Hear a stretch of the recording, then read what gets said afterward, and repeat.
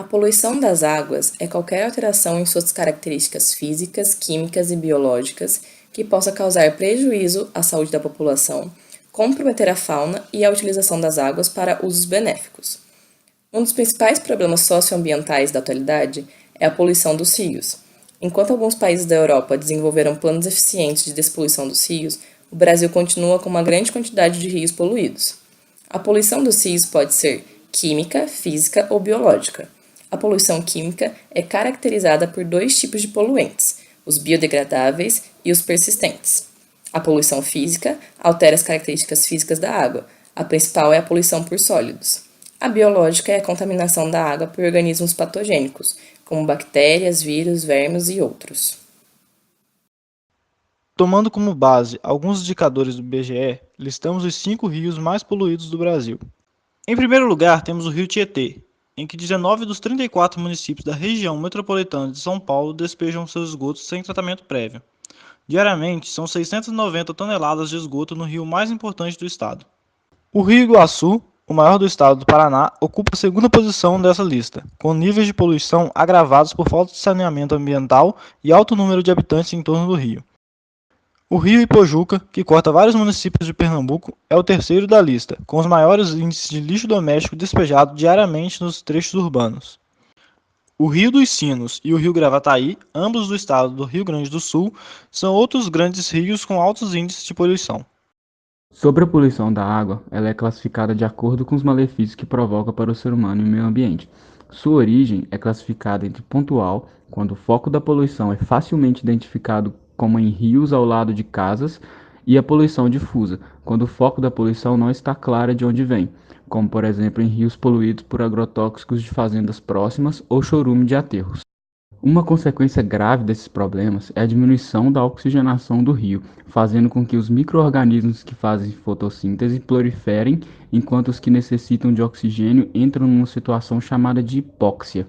Assim, do mais baixo até o mais alto, toda a cadeia alimentar é prejudicada nesse processo, mostrando a importância do zelo com a água à nossa volta.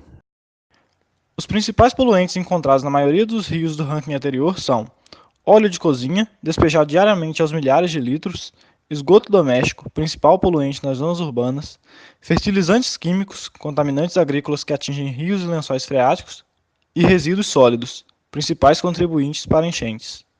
Falando um pouco mais sobre a classificação da água dos rios, o Conselho Nacional do Meio Ambiente, CONAMA, diante da Resolução nº 357, estabeleceu critérios sobre a classificação dos corpos de água superficiais e matrizes ambientais para seu enquadramento, bem como as condições e padrões de lançamento de efluentes. A classificação reúne uma série de definições com base na aptidão natural dos cursos d'água, observando a sua qualidade e capacidade, entre outras características específicas. A classificação da água é dada de acordo com a sua qualidade, ou seja, de acordo com a sua pureza. Como você pode ver nesse gráfico, por exemplo, enquanto na classe especial você pode utilizar para consumo próprio, a água classe 4 só é utilizada para navegação e harmonia paisagística.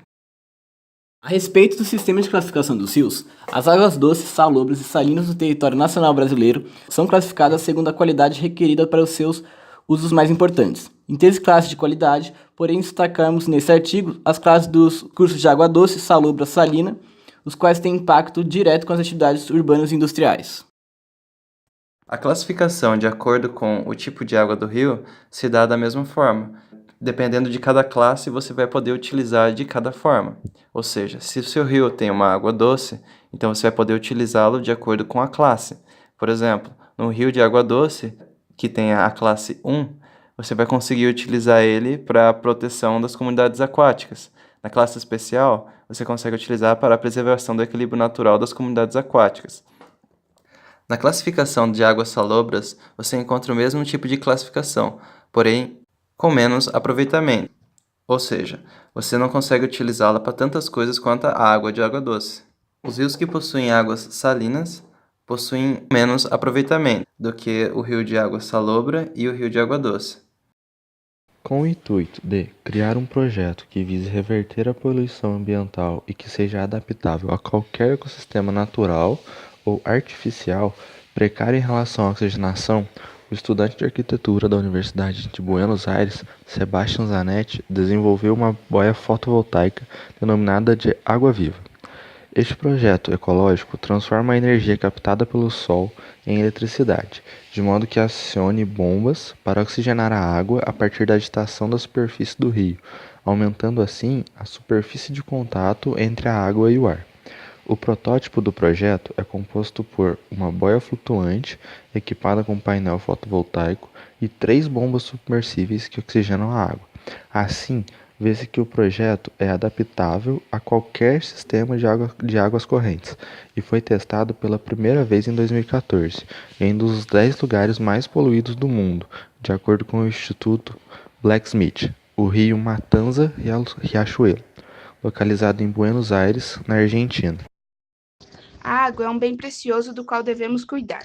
Os números são alarmantes e a crise hídrica é evidente. A poluição dessas águas afeta a população que vive em torno dos rios e dos animais que ali habitam.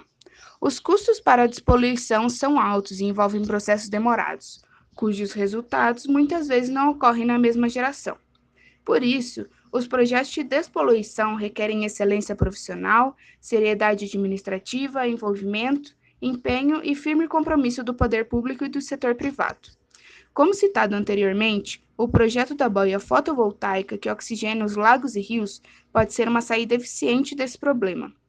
Experiências de países europeus, como a França, mostram que a revitalização dos cursos d'água é a forma mais eficiente de permitir que ele integre o ambiente de maneira harmônica. O ciclo hidrológico é reestabelecido, as plantas e animais voltam a habitar os cursos d'água e suas proximidades. Nadar e pescar passam a ser atividades possíveis. Revitalizados, os rios e córregos podem, inclusive, ser aproveitados como área de recreação e lazer. Fica provado que reconhecer que os cursos d'água são fonte de vida e não depósitos de lixo e esgoto, e agir de acordo com esse pensamento, é garantia de uma melhor qualidade de vida.